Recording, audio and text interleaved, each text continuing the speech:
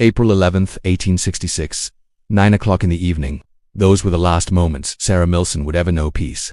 What happened next in the heart of Victorian London would create a mystery so twisted, so impossibly strange, that even after the killer stood trial, justice would slip through the fingers of those who sought it.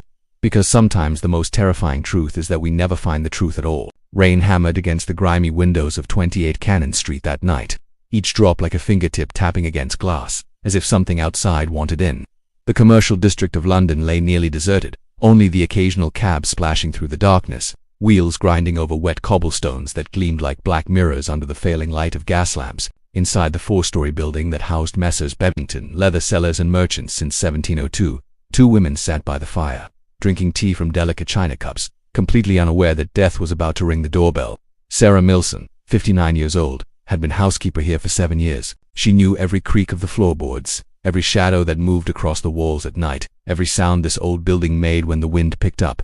She'd just finished mending an apron for her companion, Elizabeth Lowes, her needle and thread set aside as the clock on the mantelpiece chimed 9 times. The fire crackled, the rain continued its assault. And then it came, sharp and insistent, cutting through the domestic warmth like a blade. The street bell. Sarah set down her teacup, and something crossed her face that Elizabeth would remember for the rest of her life. Not confusion, not fear, recognition. "I know who it is," Sarah said, rising from her chair and smoothing her collar. Those would be among the last words she ever spoke. She took up a candle from the mantel and made her way down the dark stairwell past the offices where business was conducted during daylight hours, past the sex showroom with its displays of fine leather goods down to the street entrance. Her footsteps echoed in the empty building. Elizabeth remained by the fire, unconcerned. 10 minutes passed, then 20, then an hour. When Elizabeth finally called down the stairs, her voice tentative at first, then urgent, no answer came back except the echo of her own words bouncing off cold walls. She lit her own candle and began to descend, calling again, her voice trembling now, and then she saw it. At the bottom of the stairs, sprawled across black and white checkered tiles, lay Sarah Milson. Blood was still spreading beneath her head, soaking into the grout between the tiles, pooling in the low places of the uneven floor. The candle Sarah had carried lay broken nearby, wax congealing like pale tears. There were deep wounds to her skull, multiple blows delivered with brutal force. But that wasn't the strangest thing. Sarah's shoes, black leather, worn but polished, had been removed and placed with almost ceremonial care on the hall table. They sat side by side, perfectly aligned, as if she'd simply taken them off to rest. There wasn't a drop of blood on them. When Inspector James Harvey arrived an hour later, he'd already heard whispers from the constables about something odd at the scene, but nothing prepared him for what he found. The brutality of the murder was shocking enough, but it was the details surrounding the body that made his blood run cold. Why would a killer take time to arrange his victim's footwear?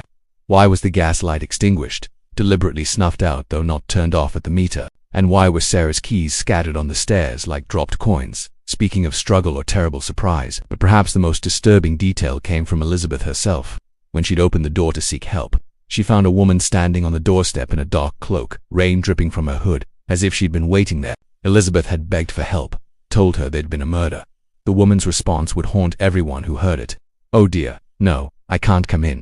And then she vanished into the rain-soaked night, leaving only questions behind.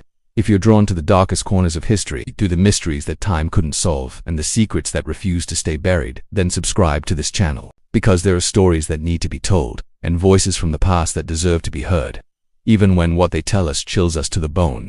As dawn broke over London, Inspector Harvey began digging into Sarah Milson's life, and what he discovered transformed everything. On the surface, Sarah appeared the very model of Victorian respectability, church-going, reliable, well-regarded. But beneath that respectable facade lay shadows that would ultimately lead to her death. Sarah had been born Sarah Bennett in 1807, and she'd married young to Thomas Milson, a charming but unreliable man who eventually abandoned her.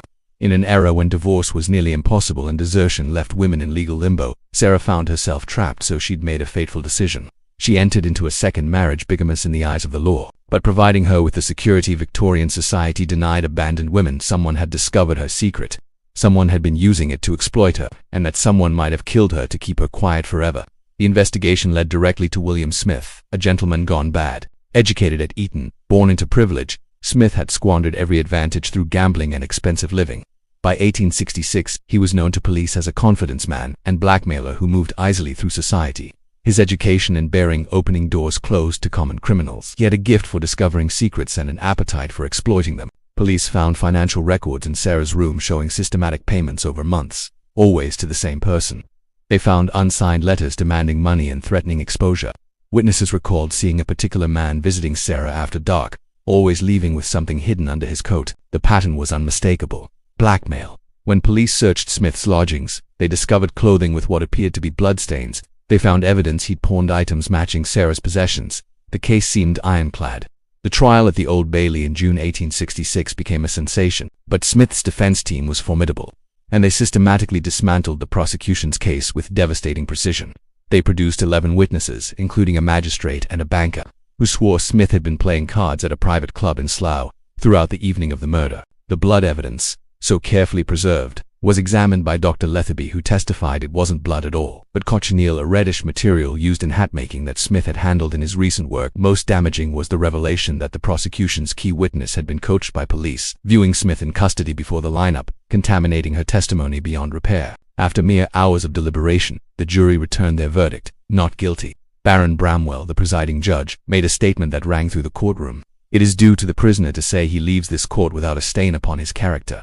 But if Smith hadn't killed Sarah Milson, then who had? The police, embarrassed by their failures, quietly abandoned the investigation. The case was closed, but never solved. Today, 28 Cannon Street has long since been demolished, replaced by towers of steel and glass where modern commerce rushes past, unaware of the blood once spilled there. The case file remains preserved at the National Archives for researchers who still seek answers. The mysterious woman on the doorstep was never identified. The significance of those carefully removed shoes continues to puzzle. And somewhere in the shadows of history, a killer escapes justice. In death, Sarah Milson became more famous than she ever was in life. Her story, a reminder that beneath the ordered facade of Victorian society lurked secrets and violence that defy explanation even 159 years later. As traffic rushes past where she died one rainy April night, few pause to remember the quiet housekeeper who knew her killeress name but never lived to speak it. Some mysteries are buried too deep to ever be uncovered. Some secrets refuse to give up their dead. What do you think really happened that night on Cannon Street? Do you believe William Smith was truly innocent? Or did justice fail Sarah Milson one final, devastating time? Share your thoughts in the comments below, because sometimes the only way to honor the forgotten dead is to keep asking the questions they can no longer answer.